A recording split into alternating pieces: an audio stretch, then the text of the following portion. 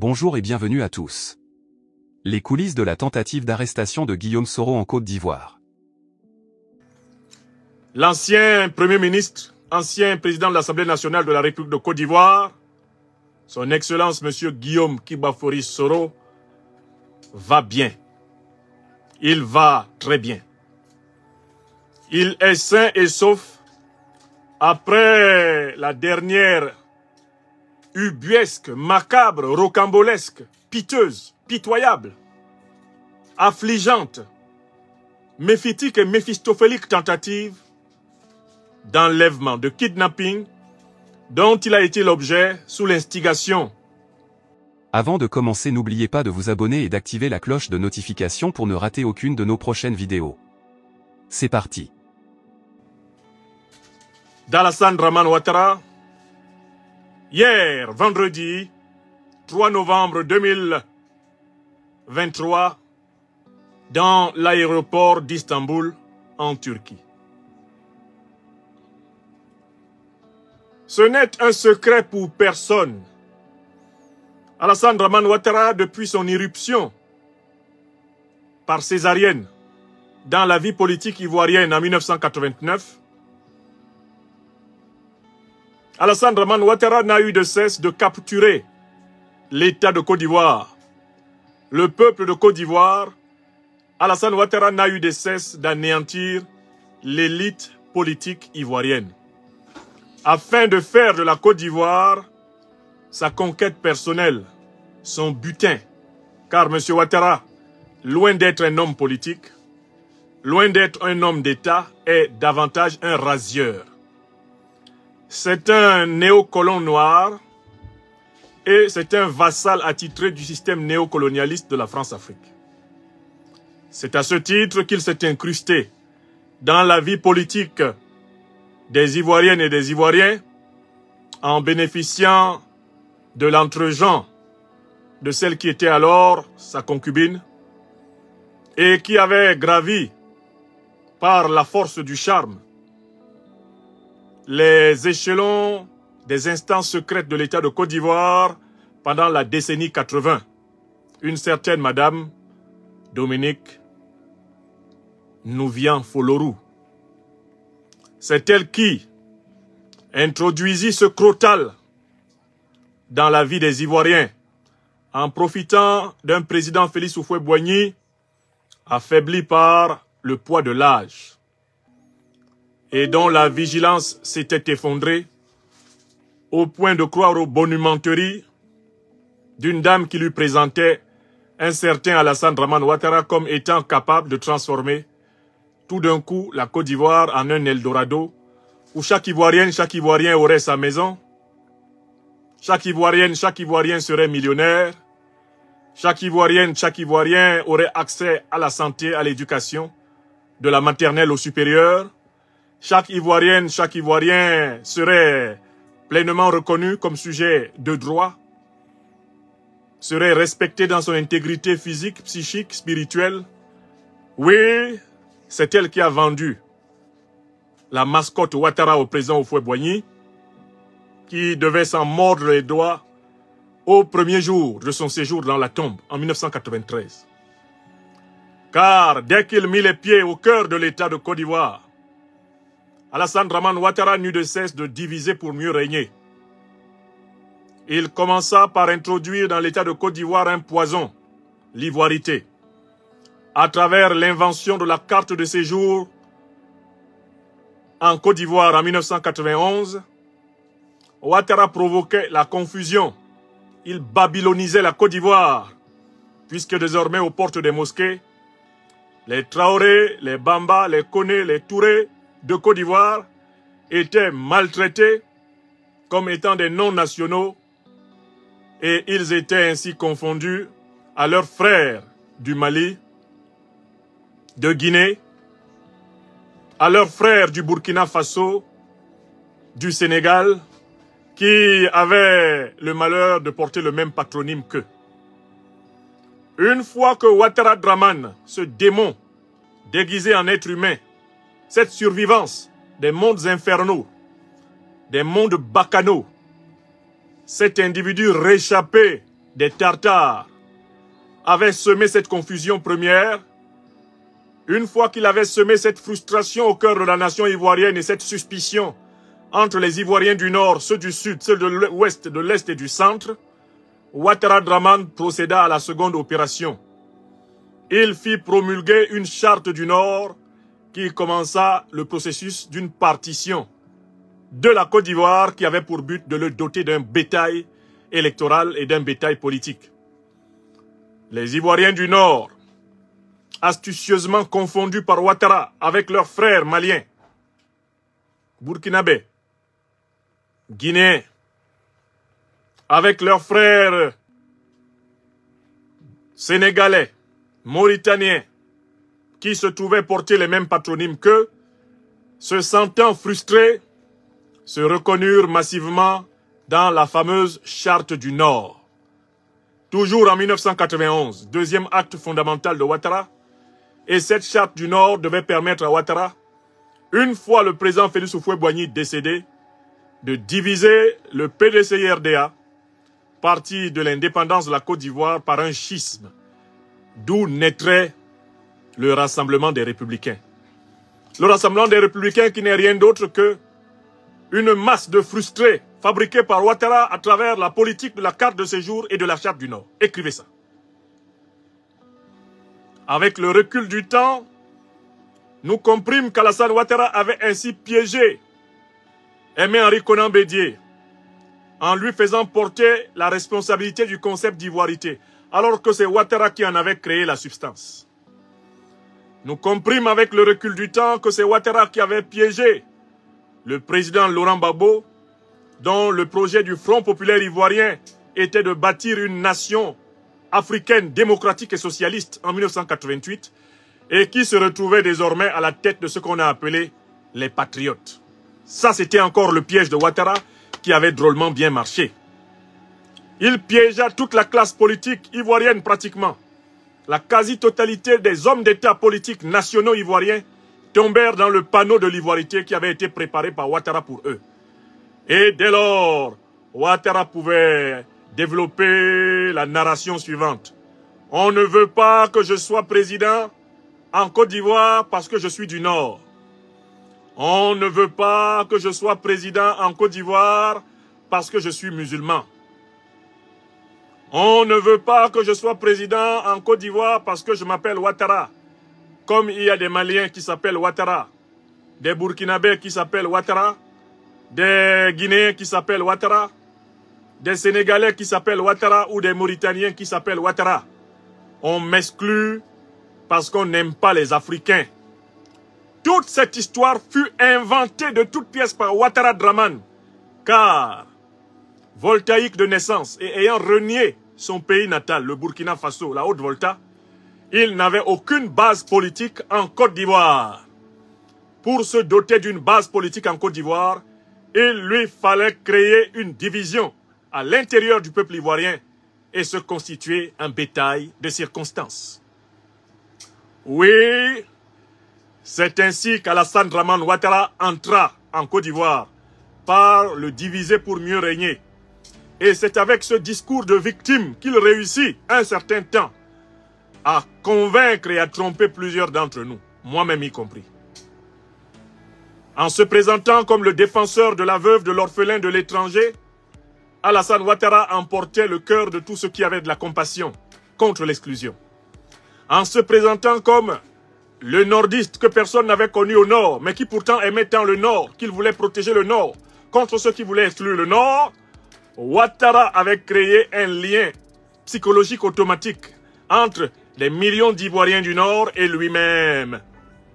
Et de cette façon, il se présentait à l'étranger, à travers l'Afrique et à travers le monde, comme le défenseur de l'inclusion.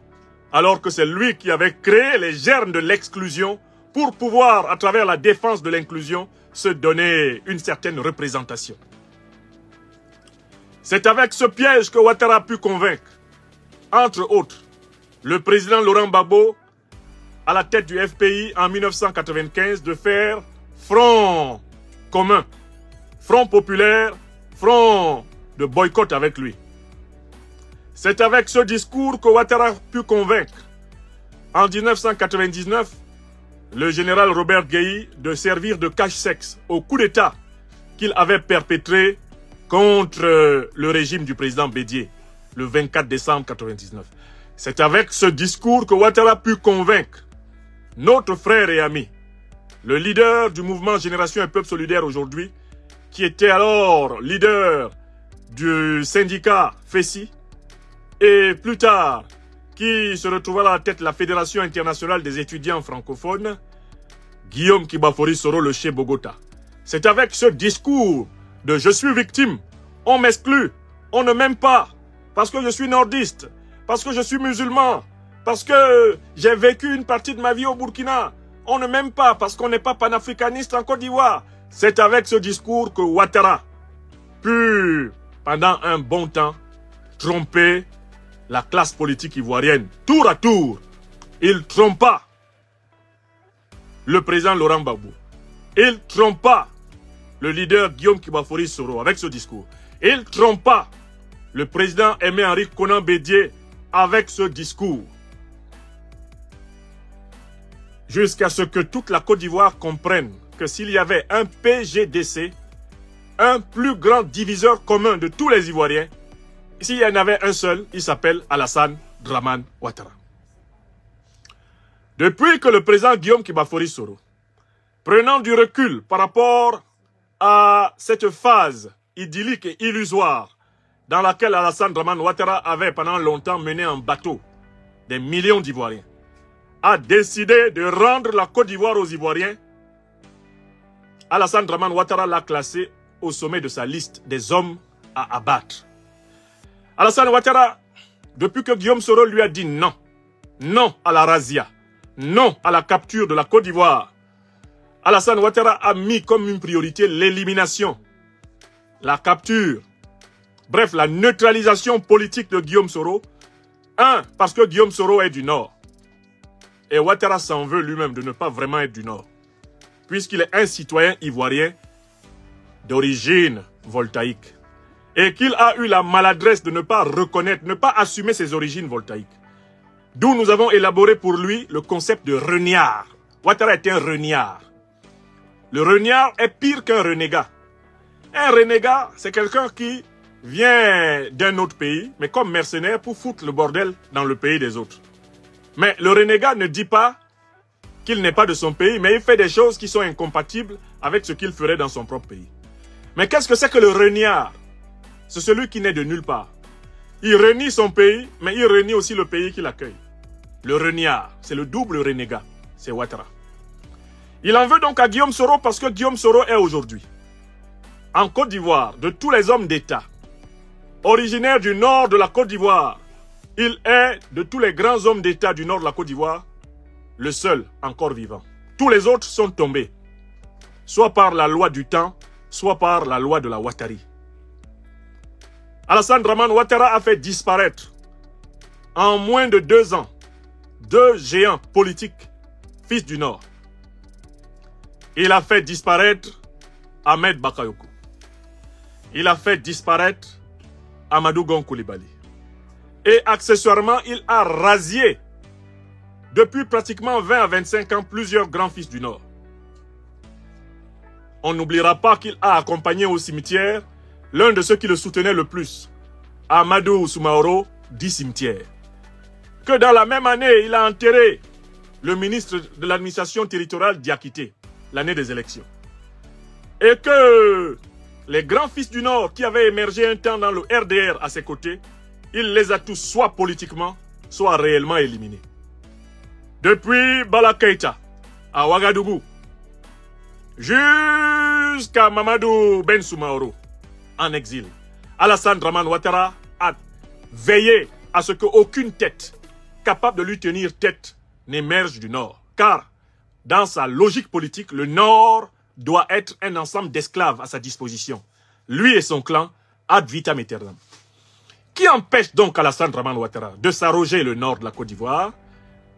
Quel est l'homme politique qui se dresse, originaire du Nord de la Côte d'Ivoire, pour dire que le Nord de la Côte d'Ivoire n'est pas un tas d'esclaves soumis? Quel est l'homme politique qui se dresse comme la preuve que la Côte d'Ivoire du Nord a encore à offrir à la Côte d'Ivoire. Des hommes d'État de qualité. Cet homme, c'est Guillaume Kibafori Soro. Voilà pourquoi Ouattara veut l'abattre, prioritairement. Il veut l'abattre parce qu'il a la particularité en étant fils du Nord et laminaire, comme il le dit lui-même. C'est-à-dire, ayant été élevé aux trois grandes cultures du Nord, la culture traditionnelle animiste, la culture musulmane et la culture chrétienne, Guillaume Kibafori Soro, en tant que nordiste chrétien, par ailleurs allié des peuples du centre-ouest bêtés par le mariage, Guillaume Kibafori Soro est profondément enraciné dans le nord comme dans le sud de ce pays.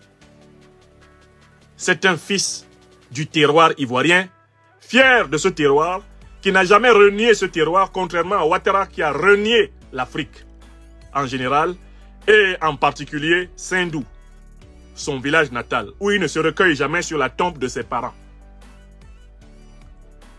Parce que Guillaume Kibafori Soro est un homme d'État issu du nord de la Côte d'Ivoire, qui par ailleurs a ses racines dans toute la Côte d'Ivoire, par son christianisme, tout comme par les alliances. Et il faut à tout prix, dans la logique de Ouattara, l'abattre. Mais il y a une troisième raison. Alassane Dramane Ouattara croyait avoir détruit à tout jamais l'image internationale de Guillaume Kibafori Soro en l'associant à sa campagne pour abattre le régime de Laurent Gbagbo, livrer Laurent Gbagbo à la Cour pénale internationale de La Haye et ainsi faire du régime de Côte d'Ivoire le bras armé du néocolonialisme français et de l'impérialisme occidental dans toute la sous-région ouest africaine. Mais même de cela, Guillaume Soro est quitté dedans. Guillaume Soro est quitté dedans en assumant dès 2012, dans ses discours de départ de la primature, la mission de la réconciliation et du pardon des Ivoiriens.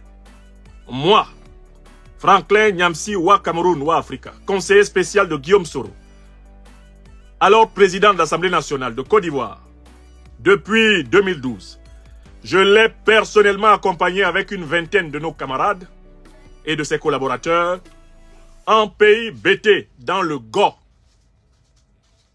Je l'ai accompagné dans la cour de la famille, la cour familiale et la cour de la chefferie de Mama, non loin de Gagnoa. Et dans cette cour de la famille Gbagbo, dans la chefferie du village du président Laurent Gbagbo, Guillaume Soro était venu prêcher le pardon. Je dis bien août 2013, j'étais personnellement avec lui. Et pour l'anecdote, je voudrais vous dire que nous avons échappé ensemble à la mort ce jour-là. Car le petit avion de la flotte d'État ivoirienne, qui nous a amenés sur le petit aérodrome de terre battue de Gagnoa, lorsqu'il est arrivé au moment d'atterrir, a fait une chute dans un trou d'air de pratiquement 200 à 300 mètres. Normalement, nous aurions dû être morts, écrasés dans l'explosion de ce petit avion. Je ne sais pas comment le pilote militaire de l'avion a réussi cet atterrissage incroyable. C'était au mois d'août 2013. Le président Guillaume Soro s'en souviendra. Je voudrais citer ici un de mes frères, un de nos compagnons et amis, le journaliste congolais, mon jeune frère, Rodrigue Fénélon Massala Kenge. Nous étions dans cet avion ensemble, avec le président Guillaume Soro. Lorsqu'au-dessus de Gagnoa, comme frappé par une punition, comme frappé par une malédiction, nous étions menacés de mourir. L'avion tomba à pic pendant 500 mètres, durant lesquels chacun pria dans toutes les prières de toutes les religions. Puis, soudain, un courant d'air secourable put ralentir la chute libre de l'avion, qui, in extremis, réussit à atterrir à la lisière de la forêt, manquant de s'écrabouiller contre les derniers arbres qui ornaient le bout de cette piste de terre battue. Nous étions vivants. Je me souviendrai toujours de ce que le président Guillaume Soro, descendant de l'avion, me dit alors. Franklin, si lors de cette visite, nous n'étions pas animés du cœur pur de ceux qui viennent vraiment prôner la réconciliation, Dieu n'aurait pas voulu que nous soyons vivants. Prenons ceci comme un signe. Tant que nous allons dans ce pays servir des causes qui sont justes, y compris reconnaître nos erreurs et nos fautes, il y aura toujours la main secourable de nos ancêtres, la main secourable du Tout-Puissant pour nous accorder la chance de faire mieux. Avec Guillaume Kibafori Soro, nous échappâmes à la mort.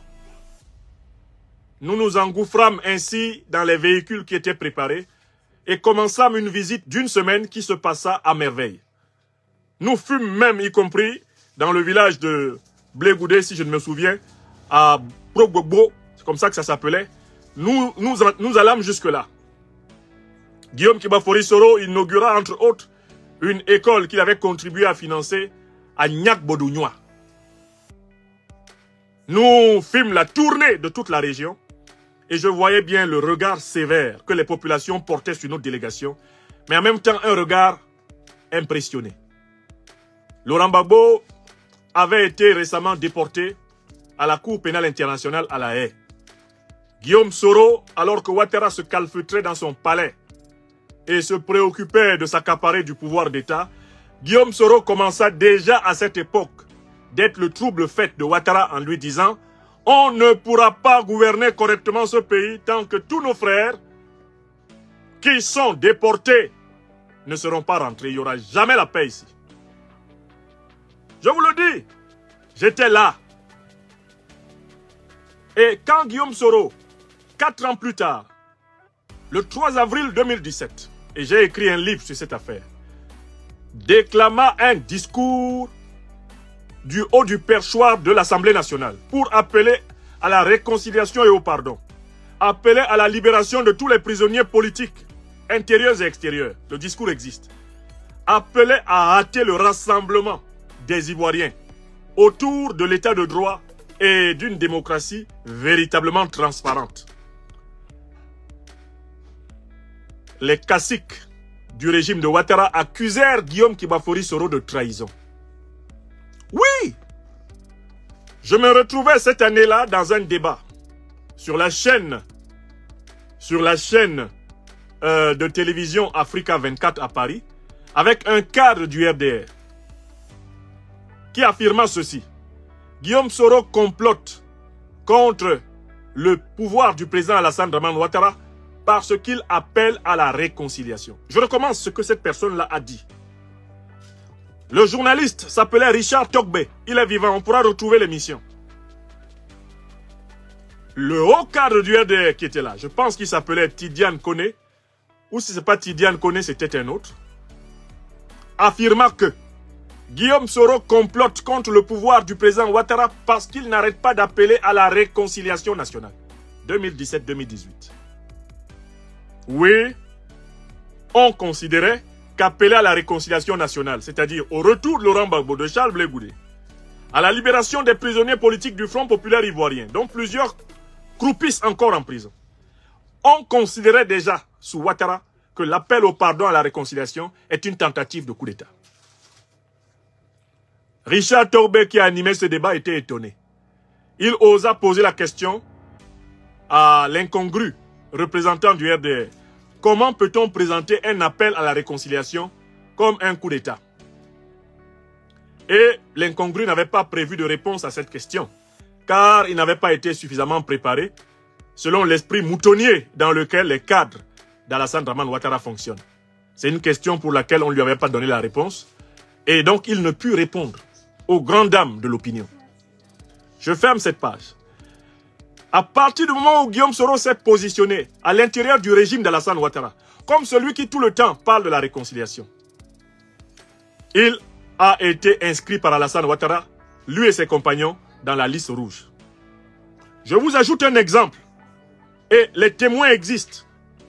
Il y a un témoin qui est en Côte d'Ivoire là-bas, je le cite. J'espère qu'il ne va pas me démentir, parce que s'il me dément, je vais sortir la documentation. Le témoin que je cite, il y en a deux d'ailleurs que je peux citer. Mais celui dont je me souviens directement, c'est Alain Toussaint. Vous savez, Alain Toussaint, qui est rentré en Côte d'Ivoire, il fait partie des Ivoiriens dont le retour en Côte d'Ivoire a été facilité par le président Guillaume Soro, qui m'a mis en mission pour cela. Je cite Tiburce Kofi. Tiburce Kofi, je crois qu'il est le président du conseil d'administration du Burida actuellement, l'écrivain Tiburce Kofi, mon ami. Le retour de Tiburce Kofi en Côte d'Ivoire a été ouvert et facilité par Guillaume Kibafori Soro. Je cite Michel Barouan. Michel Barouan. Michel Barouan est un jeune Ivoirien qui dirigeait ici l'Union des réfugiés ivoiriens de France, URIF. À la demande de Guillaume Kibafori Soro, j'ai approché Michel Barouan pour créer un débat et aider au retour des réfugiés ivoiriens en Côte d'Ivoire. Je donne des faits. Personnellement, dans le cadre de cette mission, j'ai failli me faire lyncher à Paris par des militants qu'on appelait à l'époque les Gors. Lesquels Gors, en effet, estimaient que la réconciliation que nous servions n'était pas honnête et sincère. D'accord? Voilà ce que je fis. Pourtant, nous avons continué. Alors, Alain Toussaint, je le cite en particulier parce que ensemble avec lui et Michel Barouan et Désiré, je crois qu'elle s'appelle Désiré Douati, la fille de l'ancien ministre ivoirien Douati. Je pense que c'est comme ça qu'elle s'appelait, une certaine Désiré Douati, qui s'occupait des prisonniers politiques sur place en Côte d'Ivoire. Nous avions, à la demande de Guillaume Soro, reconstitué une liste la plus complète possible des prisonniers politiques qu'il y avait en Côte d'Ivoire. Alain Toussaint est là. Il nous a aidés avec Désiré Douati, la fille de l'ancien ministre Douati. Ils nous ont aidés à reconstituer une liste complète. Une liste la plus complète possible des prisonniers politiques issus du Front populaire ivoirien qui étaient en prison dans les années 2017-2018.